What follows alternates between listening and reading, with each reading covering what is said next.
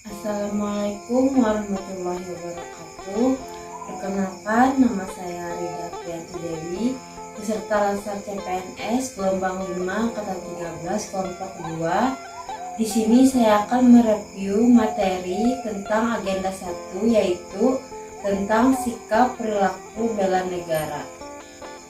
Materi sikap perilaku bela negara terbagi menjadi 3 subbagian, yaitu yang pertama wawasan kebangsaan dan nilai-nilai bela negara, yang kedua analisis isu kontemporer, yang ketiga kesiapsiagaan bela negara.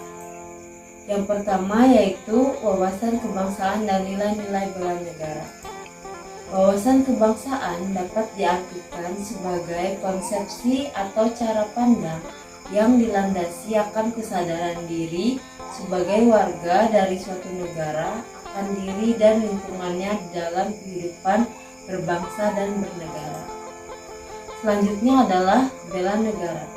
Bela negara adalah tekad, sikap, dan perilaku serta tindakan warga negara baik secara perseorangan maupun kolektif dalam menjaga kedaulatan negara, keutuhan wilayah, dan keselamatan bangsa dan negara yang dijiwai oleh kecintaannya kepada Negara Kesatuan Republik Indonesia yang berdasarkan Pancasila dan Undang-Undang Dasar Negara Republik Indonesia tahun 1945 dalam menjamin kelangsungan hidup bangsa Indonesia dan negara dari berbagai ancaman. Selanjutnya adalah beberapa titik penting dalam sejarah kemerdekaan bangsa Indonesia.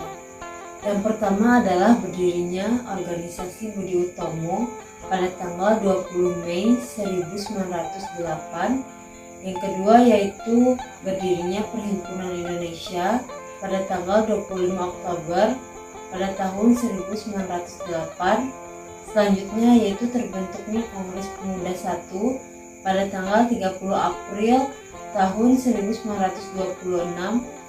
Selanjutnya Kongres Pemuda II diadakan pada tanggal 27 sampai dengan 28 Oktober 1928 dan terbentuknya BPUPKI pada tanggal 1 Maret pada tahun 1945 dan yang terakhir yaitu pembentukan PPKI pada tanggal 7 Agustus 1945. Selanjutnya adalah 4 konsensus dasar Negara Kesatuan Republik Indonesia. Yang pertama adalah Pancasila, yang kedua Undang-Undang Dasar 1945, yang ketiga Bhinneka Tunggal Ika, dan yang terakhir Negara Kesatuan Republik Indonesia. Selanjutnya adalah atribut kenegaraan. Atribut kenegaraan bangsa Indonesia yaitu yang pertama adalah bendera sang merah putih, yang kedua yaitu bahasa persatuan kita yaitu adalah bahasa Indonesia, yang ketiga yaitu lambang negara Garuda Pancasila, yang keempat yaitu lagu kebangsaan kita yaitu lagu kebangsaan Indonesia Raya. Selanjutnya adalah manajemen pemerintahan negara, terbagi menjadi 3 yaitu yang pertama cita-cita, tujuan nasional, tugas nasional, dan fungsi negara. Selanjutnya adalah nilai dasar bela negara. Yang pertama yaitu adalah cinta tanah air, yang kedua sadar berbangsa dan bernegara, yang ketiga setia kepada Pancasila sebagai ideologi negara, yang keempat rela berkorban untuk bangsa dan negara, yang kelima yaitu mempunyai kemampuan awal bela negara. Selanjutnya kita memasuki materi yang kedua yaitu tentang analisis isu kontemporer. Analisis isu kontemporer adalah upaya yang dilakukan untuk mengetahui suatu pokok persoalan yang terjadi pada masa sekarang atau menjadi trending topik saat ini. Selanjutnya dicarikan solusi penyelesaiannya harus sesuai dengan masa sekarang, yaitu masa sekarang, masa modern. Selanjutnya adalah konsep perubahan. Perubahan adalah sesuatu yang tidak bisa kita hindari dan menjadi bagian dari perjalanan peradaban manusia. perubahan itu mutlak dan kita akan jauh tertinggal jika tidak segera menyadari dan berperan serta dalam perubahan tersebut. Selanjutnya adalah 4 level perubahan lingkungan strategis menurut Urie Bronfenbrenner.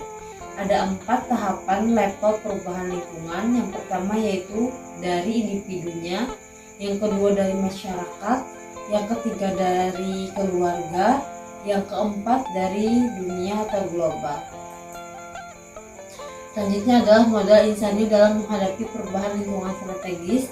Yang pertama yaitu modal intelektual, yang kedua modal emosional, yang ketiga modal sosial, yang keempat modal ketabahan, yang kelima modal etika, dan yang terakhir adalah modal kesehatan. Selanjutnya adalah isu-isu strategis kontemporer yang marak terjadi di Indonesia dan di dunia.